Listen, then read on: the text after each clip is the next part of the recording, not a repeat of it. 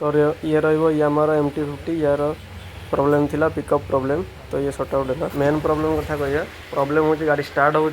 तो गाड़ी ट्यूनिंग भी रखुची ट्यूनिंग भी कौन असुविधा ना तो ट्यूनिंग रखुची जमी आम पिकअप देवा तो गाड़ी पिकअप नब ना खाली घुड़ घुड़ घुड़ घुड़ साउंड टाइप गाड़ी स्टार्ट स्टार्ट भी बंद हबार चांसेस ना कि पिकअप रही गाड़ी घुड़ घुड़ घुड़ घुड़ साउंड तो यार आम फिल्टर खोली टांकी फिल्टर खोली टांकी तेल आम चेक कर देलु तो मोटर चाबी ऑन करी आम देखीलु पेट्रोल आसूँ नॉर्मल एमती पाइप लगे आम डब्बा को बाहर करूँ तो पेट्रोल भी आसूँ तो आम देखिलु फिल्टर खराब अच्छी तो फिल्टर पुराना अच्छी तो कस्टमर कहलु फिल्टर नहीं आसापी तो द्वितीय आम लगी पड़ू थ्रटर बॉडी चेक करने थ्रटर बॉडी भी से भाया प्रॉब्लम दिए तो तेणुक आम थ्रटर बॉडी खोलु तो फिल्टर बॉक्स जो बाहर कर थ्रटर बॉडी आम चेक कलु तो थ्रटर बॉडी भी देखिए केमी मात्रा रस्ट अच्छी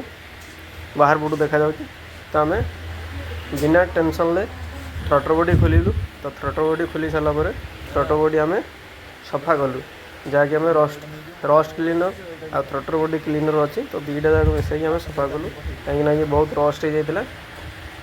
आग को भी देखिए तो बहुत रस्ट हो तो आम एक्सीलेटर केबल दुईटा बाहर करी तार दुईटा एलिंकी बोल्ट रोचे एलिंकी बोल्ट 5 नंबर रही तो से दुईटा खोली आम थ्रटर बॉडी बाहर करूँ तो बाहर कलापर आम दुईटा रस्ट क्लीनर आ थ्रटर बॉडी क्लीनर से दुईटारे आम सफा करिया सफा करी लगेगा तो प्रथम आम जो एक्सीलेटर केबुल दुईटा 10 नंबर अच्छे से दुईटा 10 नंबर बाहर करी आम थ्रटर बॉडी बाहर करिया थ्रटर बॉडी भी 5 नंबर एलिंकी दुईटा रोचे तो खोला खोलिले आप जापर तो इंजेक्टर को आम चेक कर देचु इंजेक्टर भी तेल आसुथब तो आम पेट्रोल टांकी ही चेक कर देचु तो टांकी तेल आसुच्छे स्पीड तो थ्रटर बॉडी आम खोलिकी रस्ट दे 15-20 मिनट आम छाड़ देलु सारापर आम सफा कर फिटिंग कलु फिटिंग कलापर गाड़ीर सही प्रॉब्लम सेम प्रॉब्लम रही है जहाँफल कि आमको आउ किसी काम कर चेक करा पड़ा तो वीडियो लास्ट आपको जनइबी तो गाड़ी प्रथम काम होता गैरेज रे गाड़ी रही जाता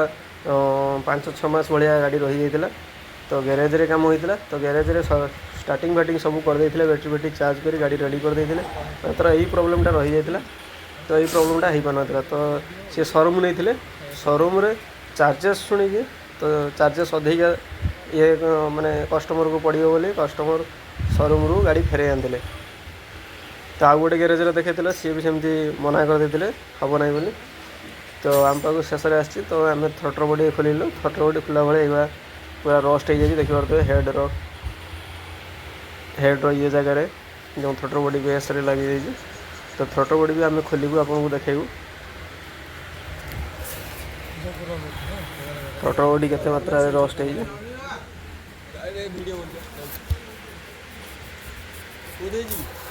तो यामार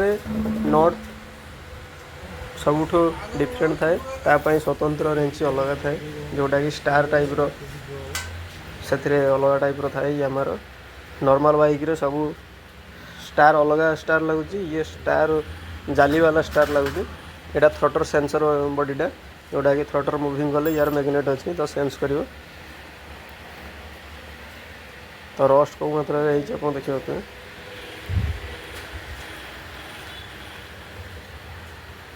तो आम यहाँ प्रथम खोली नवा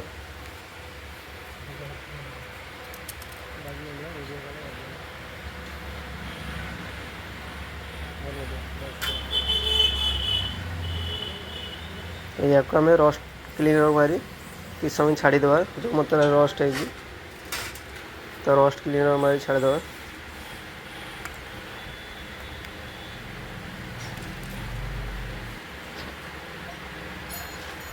15-20 मिनट एमती रखीद 15 मिनट रखला आम ये करिया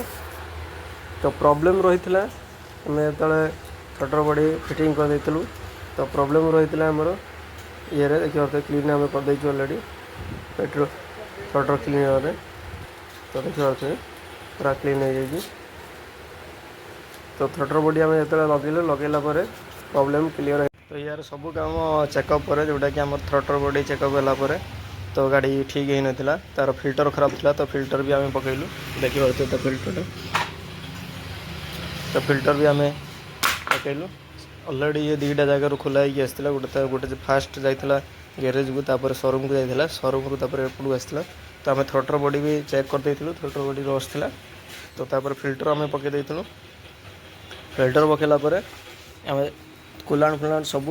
ए टू जेड चेक करूँ करेन्ट भी चेक करूँ ताफल भी खेई नहीं मेन प्रॉब्लम रही जाता फॉयल पंपर से कहते फॉयल पंप काम करते तो फॉयल पंप काम करते तो फॉयल पंप आम चेक कर तो जो फॉयल पंप मेसीन आम पाखे था तो मेसीन नुआ आनी